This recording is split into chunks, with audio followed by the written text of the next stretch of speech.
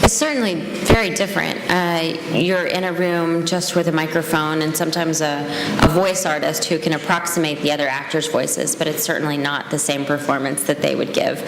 So in some ways it's sort of challenging, and it's really, you have to depend so much on the directors to just inform your performance and make sure that they help you understand what is around you, and they kind of guide you through your performance so that it seems cohesive with the movie.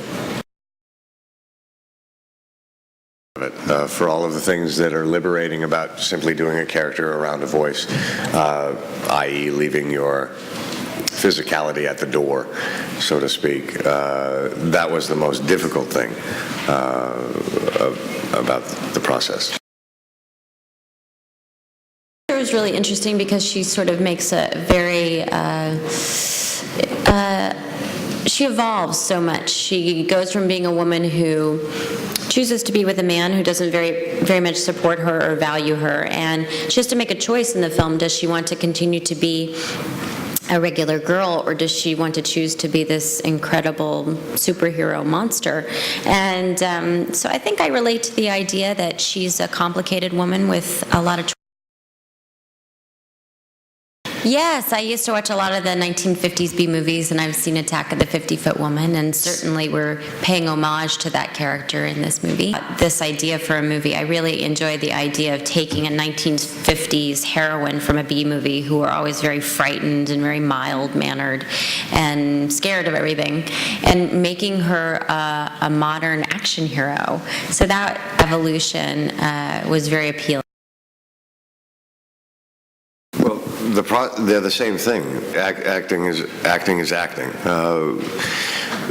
The great freedom in doing animated work or voice work is that you're not responsible for the other half, which is the physicality of a character. So you can develop a character that is over the top because you're not physically required to jump the 50 feet that might be required. And through that, there's this great partnership that develops with the animators. And it was a learning curve for me from the first animated work that I had done until this point. I think this was the first time I actually ever felt free enough to create a voice that didn't necessarily represent my normal voice. And well, I'll tell you the secrets. The secret is in the writing. He uses the bathroom when they're focused on other characters. He's been shot 8 times, stabbed 14 times, and he's died twice. So a lot of, and to my own detriment, he's getting older.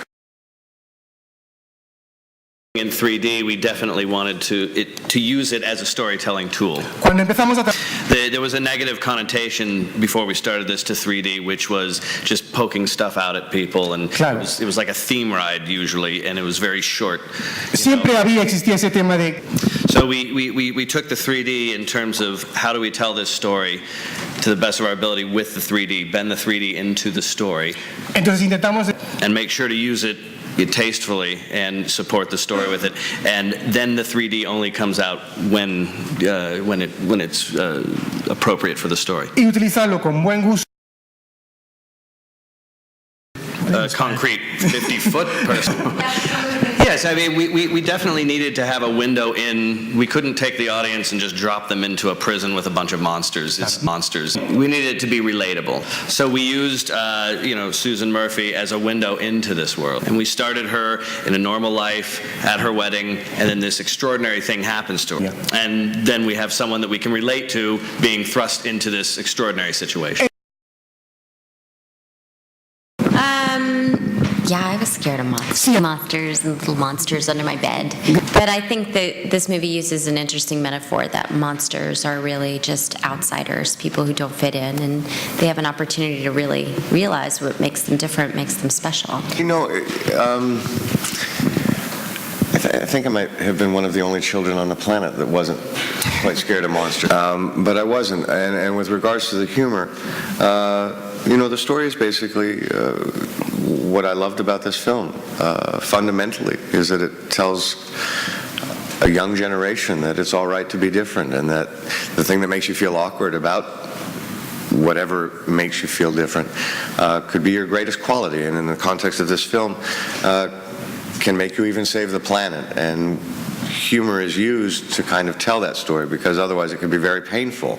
And I think the humor is weaved beautifully throughout the script. And I found it very funny. The first time I saw the film was with almost all adults, and they laughed from the beginning to the end, and I thought, well, this is very adult humor, and that some of these jokes the children are going to miss. And then Reese had seen the movie with her children and said they got all the jokes.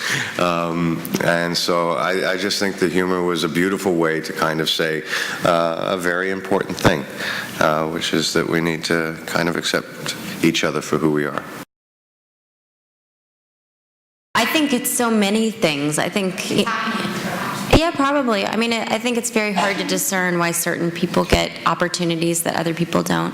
I certainly don't think I'm alone in Los Angeles as the only woman that could play certain parts. I think I've been very lucky to have a very supportive family, great opportunities at a young age, and my parents gave me a great work ethic. So I think I do work very hard, and also, I count my blessings every day. Practice a lot of gratitude.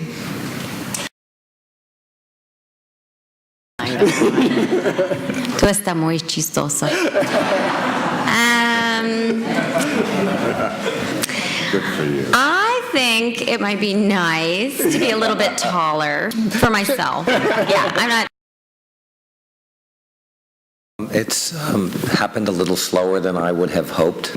I do think this is the beginning of a new era for what it means to see a movie in a movie theater. Yep. There will be, in the United States, about 2,000 theaters that are equipped with 3D. Internationally, there actually will be about 1,200, which was twice what I thought a year ago. I think a year from now, when the next Shrek movie comes out, there'll be 3 times as many. Yep, eso. There are some great filmmakers working in 3D: Spielberg, Peter Jackson, Jim Cameron, Bob Zemeckis, some really great movies coming. Hay unos grandes directores. And I still feel this is the greatest innovation that has occurred for movies in 70 years. Y yo creo que And if I could keep this voice, I might be able to be in an animated movie someday. claro, My dream is to be Jack Bauer's assistant next season.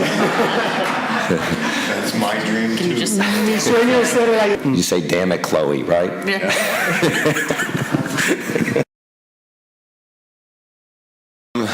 I have made 4 features over the course of my career. The last 2 nearly killed me, so hopefully not for a long time.